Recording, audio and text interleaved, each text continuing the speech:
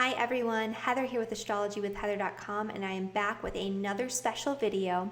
And this video is actually the very first in my astrology basics series, where we're going to be covering some of the most fundamental concepts in astrology through a series of tutorials to help you guys to learn and understand your charts a little bit better.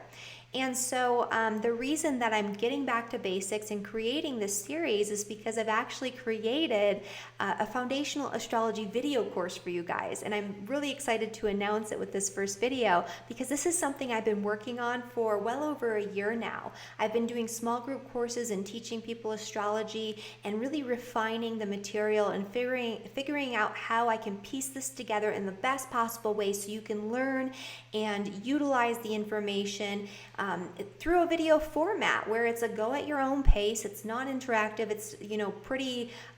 It's not very fussy, right? You can do what you need to do whenever you have the time to do it. And so I wanted to create an option for people who didn't want as intensive of a course, who maybe didn't have the time to do scheduled live meetings and things like that, where you can really get a good understanding of the basics, but you don't have to worry about making class meetings and doing all the additional work that comes with my small group course, which is very, very intensive.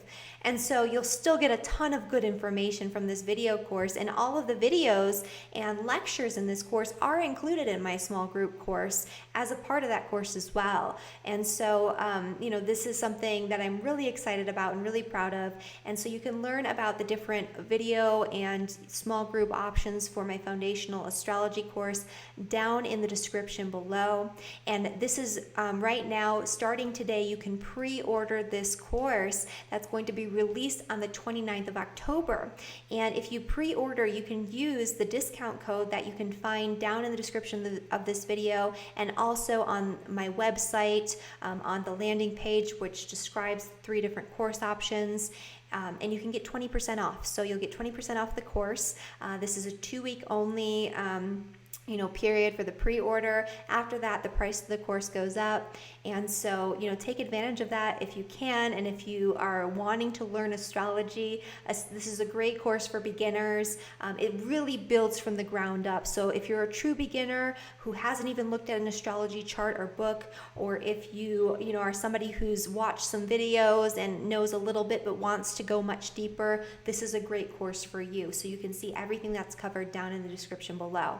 But, anyway, the point of this video is to discuss the 3 main concepts in astrology that when people first start learning about astrology, they're like obsessed with these 3 things, which are the sun, the moon, and the rising sign, and for good reason.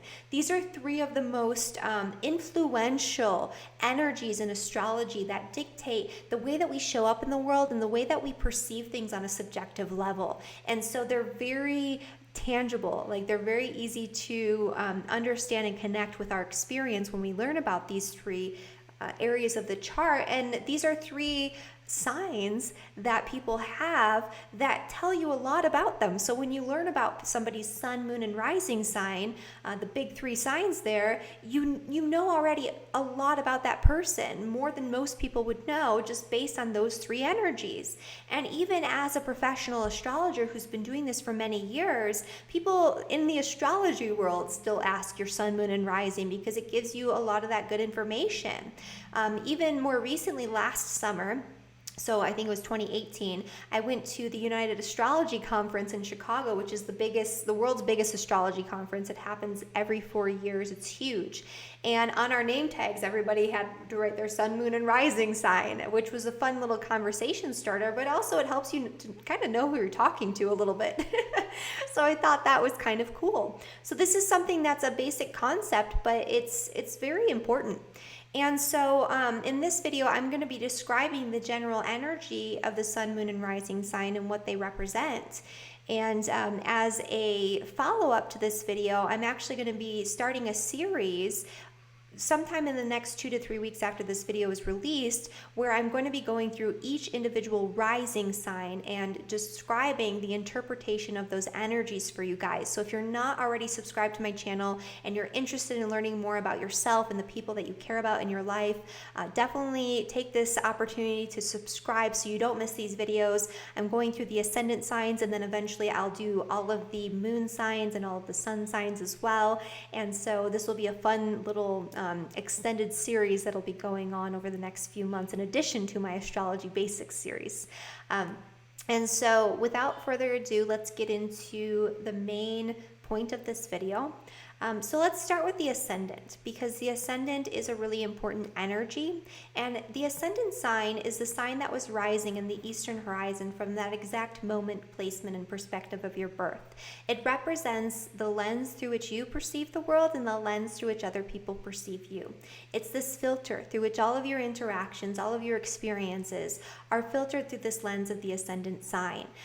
And so a lot of what you project outwardly, energetically, and through your personality, it has to do with the energy of the ascendant sign.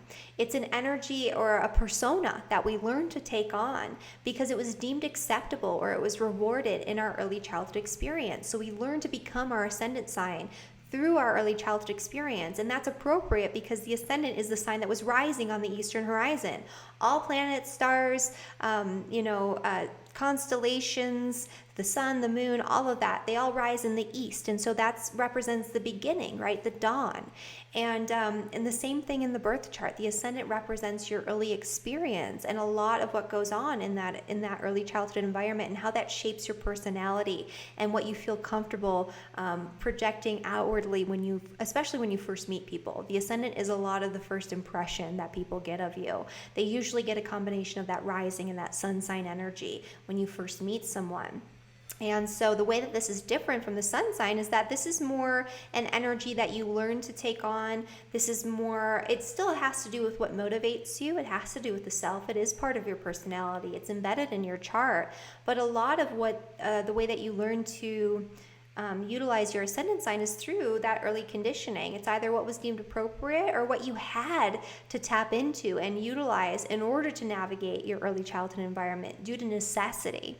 And so an example of that would be a Capricorn rising person might have been rewarded for being responsible and practical, and they might have had a lot of demands placed on them, and they might have had to grow up really quickly. And that part of that could have been circumstantial. Maybe they had a lot of siblings and they had to care for those siblings. Maybe they had to be more responsible because their parents worked a lot, and so they had to be responsible for their own care. Maybe there was some sort of difficult circumstance that caused them to have to grow up and become responsible at a young age.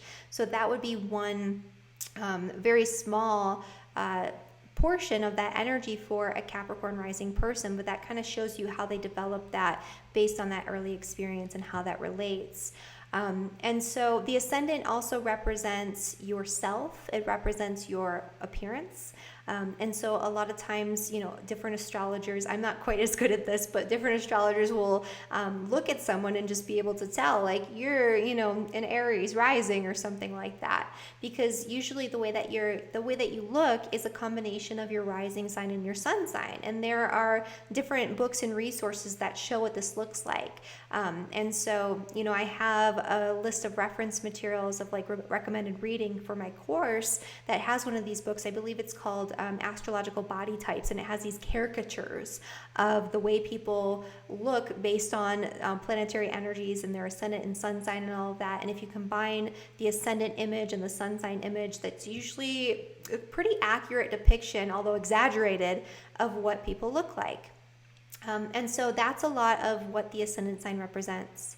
The sun represents something a little bit different. And so while the ascendant is your personality, your persona, it's what you're projecting outwardly, it might not necessarily be connected with who you truly are on the inside and what your soul wants. And so the sun represents the soul's expression of purpose in physical reality. It's what you need in order to feel satisfied, successful, lit up about life. It's your vital life force energy that runs through your body and keeps you motivated, keeps you healthy, keeps you vibrant, gives you the energy to keep going. That ascendant energy that sun energy also has a lot to do with your personality, but it's more the core expression of your personality. It's what your soul wants to express in this lifetime. So it has a connection with your purpose and your sense of meaning in this life. It also has to do with things like leadership and your leadership potential, your goals and ambitions in life. It has to do with your success and your measure of success. It does have to do with your vital energy, that life force energy, your energy levels, all of that. But it also, in medical astrology, is associated with the heart. It's what your heart wants. Figuratively and literally, it's associated with the heart, that part of the body, and the function of the heart, and circulation of blood throughout the body as a result of the heart's function. And so that's also something that's associated with the sun as well. But the sun sign shows you what somebody needs to feel satisfied.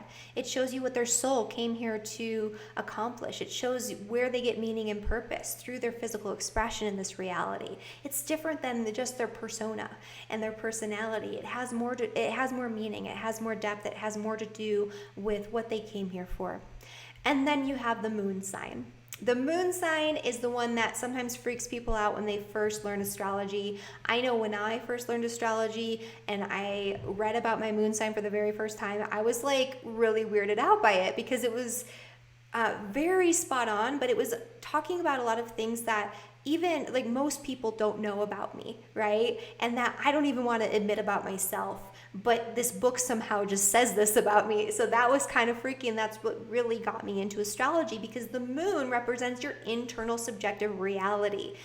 It's something that other people don't usually see unless it's placed in a certain area of your chart, which is beyond the scope of this video. But it's something that typically people don't see upon first meeting you until they really get to know you. The moon represents your internal world, your subjective reality, your intuition, the way that you process things through the lens of perception, emotion, and intuition. It's the way that you feel internally about the circumstances in your life, the people you meet. It shows how you feel your emotions and how you express your emotions, or maybe how you don't express your emotions for certain moon signs. It shows what you need to feel internally satisfied, internally comfortable. It shows your emotional comfort zones. It also shows things like the way that you experience your intuition and whether or not you trust that intuition. And so an example of what I was just talking about between the emotions and intuition would be maybe somebody who has their moon in Taurus. The moon in Taurus is actually exalted there. It's a great placement for the moon. It helps you to experience your emotions in a way that's more grounded and more level. You don't have emotions all over the place. But when you experience your emotions, you experience them with your whole body. You can feel things in a very tangible way. And so what I mean by that is if you're in a bad mood, you'll feel physically bad. If you're in a good mood, you'll feel physically energized and elated and physically good. A lot of times people who have the moon in the sign of Taurus, they tend to experience, because the Taurus is very tactile, right? It's very sensory. They tend to experience their intuition in a very tactile way. And that seems to be almost across the board the case for a lot of moon and Taurus people. They'll get like chills or tingles, or they'll feel something in their body, and that's how they know if it's right or wrong or what's really going on there. And that's very common, and they're very easily able to understand that because the moon is exalted there, right? So it would be easy to pick up on their intuition because they feel it so tangibly. It's like undeniable. So that's just a little bit about that moon and Taurus energy. But the moon in general, that's what it represents. It's your intuition. It's your subjective reality. It's who you are on the inside. And it does have a lot to do with your emotions, the way you feel things, the way that you express your emotions, and your intuitive reality. It has to do with creativity. It's also your ability to nurture and be nurtured. It has to do with the mother in early childhood. Just as the sun, as I forgot to mention before, represents the father in early childhood, the moon represents the mother. It's the maternal figures in your life beyond just your mother in childhood as well. And it represents the way that you nurture others and the way that you want to be nurtured when you do need that type of care. And so a lot of different things go with that moon energy, right? It's your receptive energy. It's a lot more receptive and reflective and internalized than the sun, which is more expressive. And so that is the sun, the moon, and the rising. If you have questions, please feel free to comment below. And if you want to go deeper, definitely get my course. And if you felt like this video had value and taught you something, please like and subscribe and share with your friends. And I will see you guys next time. Thank you so much.